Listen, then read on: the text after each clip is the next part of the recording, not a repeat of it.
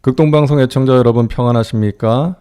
이 시간 지난주와 같은 본문인 하박국 3장 2절 말씀으로 진정한 부흥이라는 제목으로 은혜를 나누고자 합니다. 우리가 부흥이라는 말을 자주 사용하는데요.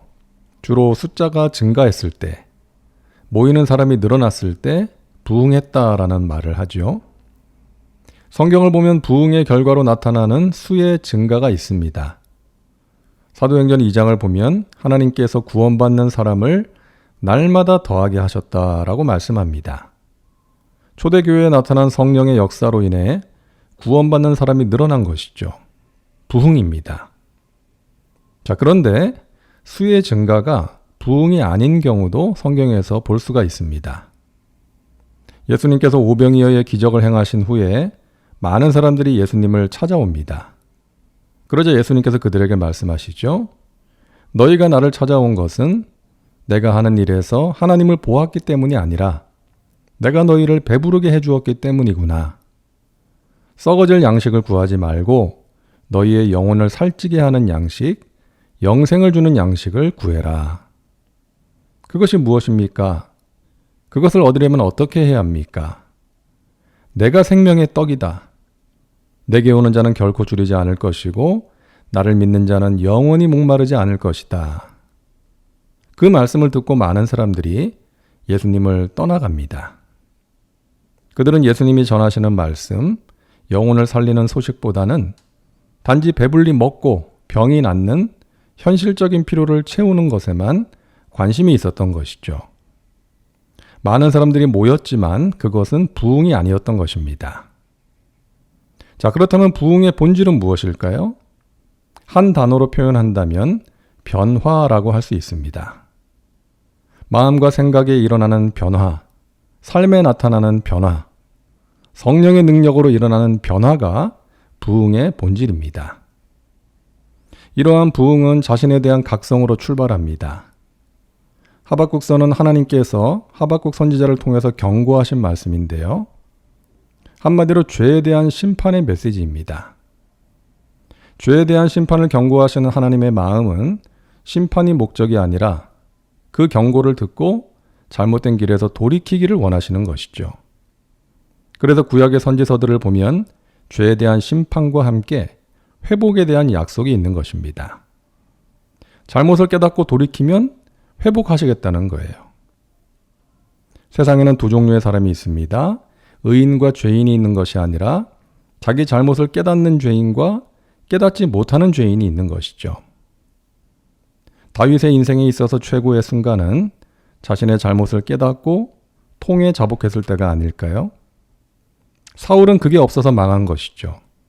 하지만 다윗은 절대 권력자였지만 자신의 죄를 지적하는 말씀 앞에서 깨어지고 낮아져서 진정으로 회개했기 때문에 회복의 은혜를 경험할 수가 있었던 것입니다. 그 순간이 다윗의 부흥이었던 것이죠. 삭개오는 로마로부터 부여받은 권력을 가지고 동족들에게 세금을 거두어서 자기 주머니와 배를 불리던 사람이었습니다. 당시 이스라엘 사람들에게는 공공의 적이요 민족의 반역자였죠.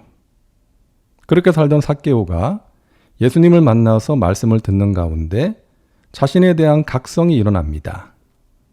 내가 잘못 살았구나. 사람들과 하나님의 마음을 아프게 했구나.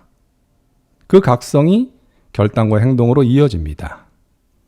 저의 재산의 절반을 가난한 자들에게 주겠습니다. 누구의 것을 속여서 빼앗은 것이 있다면 4배로 갚겠습니다. 그 순간이 삭개오의 부흥이었던 것입니다. 이처럼 부흥은 자신에 대한 각성으로 시작됩니다. 그 각성이 회개로 이어지고 그 결과 새롭게 하시는 하나님의 은혜를 체험하게 되는 것입니다. 이런 글이 있습니다. 20살에는 세상을 바꾸겠다고 돌을 들었고 30살에는 아이를 바꾸겠다며 회초리를 들었고 40살에는 아내를 바꾸겠다며 눈초리를 들었고 쉰이 되고 나서야 바뀌어야 될 사람은 바로 나라는 것을 깨닫고 들었던 것 다 내려놓았습니다. 좀 더 빨리 그 사실을 알았더라면 내 인생은 많이 달라졌을 것입니다. 여러분, 말씀과 기도의 삶이 중요한 이유입니다. 우리가 하나님 앞에 서면, 기도와 말씀의 거울 앞에 서면 자신의 모습을 보게 되는 거예요. 남의 변화 이전에 나의 변화가 필요함을 알고 손에 들었던 것을 내려놓게 되는 것입니다. 둘째로 부흥의 본질은 말씀에 대한 갈망입니다. 하박국서는 총 3장인데요. 1장의 내용은 하나님을 향한 하박국 선지자의 호소, 질문입니다. 왜 공의의 하나님께서 이 죄악이 가득한 세상을 보고만 계십니까? 2장은 하나님의 응답입니다. 나는 결코 죄를 방관하지 않고 때가 되면 징계할 것이다. 그리고 그 징계를 통해 내 백성을 죄에서 구원할 것이다. 물이 바다 덮음같이 야훼의 영광을 인정하는 것이 온 세상에 가득하게 될 것이다. 그리고 3장은 하박국의 기도와 찬양입니다. 야훼여 주의 일을 이루시옵소서. 주께서 주의 백성을 구원하시고 이 땅을 새롭게 하실 것입니다. 나는 구원의 하나님으로 말미암아 기뻐하리로다. 자, 1장과 2장은 분위기가 어둡고 암울한데요. 3장에서 반전됩니다. 저는 이 3장이 절망과 고뇌 가운데 있던 하박국의 부흥이라고 말하고 싶어요. 하박국의 암울한 분위기를 깨뜨리고 희망과 기쁨의 선포를 할 수 있었던 이유는 자신의 호소에 응답하신 하나님의 말씀을 들었기 때문입니다. 때가 되면 내가 이 땅에 가득한 죄를 심판하고 내 백성을 구원할 것이다. 그 말씀으로 확신이 생겼기 때문이죠. 그래서 구원의 하나님으로 말미암아 기뻐하리로다 라고 외쳤던 것입니다. 부흥의 현장에는 항상 하나님의 말씀이 있습니다. 집단적인 부흥이든 개인적인 부흥이든 부흥의 현장에는 하나님의 말씀이 있는 것입니다. 우리 한국 교회가 불같이 일어났던 때가 언제입니까? 가난하고 힘들었던 시절 아닙니까? 하나님을 의지하지 않으면 살 수가 없으니까. 모이기에 힘썼고 말씀과 기도에 힘썼고 주의 일에 힘썼던 것이죠.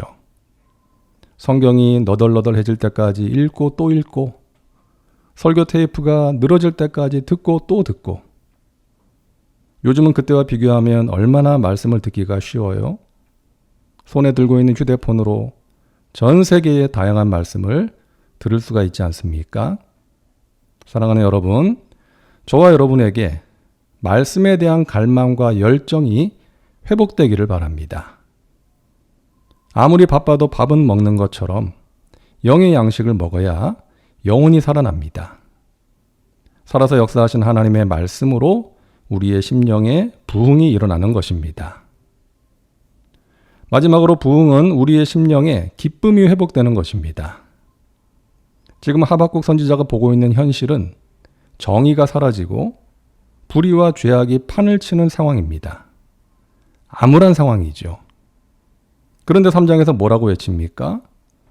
비록 무화과나무가 무성하지 못하며 포도나무에 열매가 없으며 감람나무에 소출이 없으며 밭에 먹을 것이 없으며 우리의 양이 없으며 외양간에 소가 없을지라도 나는 야훼로 말미암아 즐거워하며 나의 구원의 하나님으로 말미암아 기뻐하리로다. 없는 것 투성인데 기뻐한대요. 구원의 하나님으로 인해 기뻐한다는 것이죠. 하나님이 하실 일을 기대하며 기뻐한다는 것입니다. 상황으로 인해서 기뻐한다면 우리는 기뻐하지 못할 때가 훨씬 더 많습니다.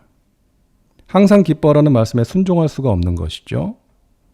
그러므로 우리에게 필요한 것은 하나님으로 말미암아 기뻐하는 것입니다. 구원하신 하나님, 구원하실 하나님으로 인한 기쁨, 그분이 주시는 기쁨입니다. 짜증이 나고 화가 나고 원망과 불평이 생길 때 여러분 자신을 그런 감정에 방치하지 마시고 기뻐하기로 결단하고 기쁨을 주신 하나님께 더 가까이 나아가시길 바랍니다. 한 번 지나가면 돌아오지 않는 시간들 원망과 불평과 낙심으로 채우지 마시고 하나님이 주시는 기쁨과 감사로 채우시기를 바랍니다. 저와 여러분 각 사람의 심령에 하나님이 주시는 부흥이 임할 수 있기를 주님의 이름으로 축원합니다. 사랑과 은혜가 풍성하신 하나님, 우리에게 부흥을 주시옵소서. 자신의 모습을 보게 하시고 지금도 살아서 역사하는 하나님의 말씀을 통하여 우리의 심령과 삶의 변화의 역사가 임하게 하옵소서. 예수님의 이름으로 기도하옵나이다. 아멘.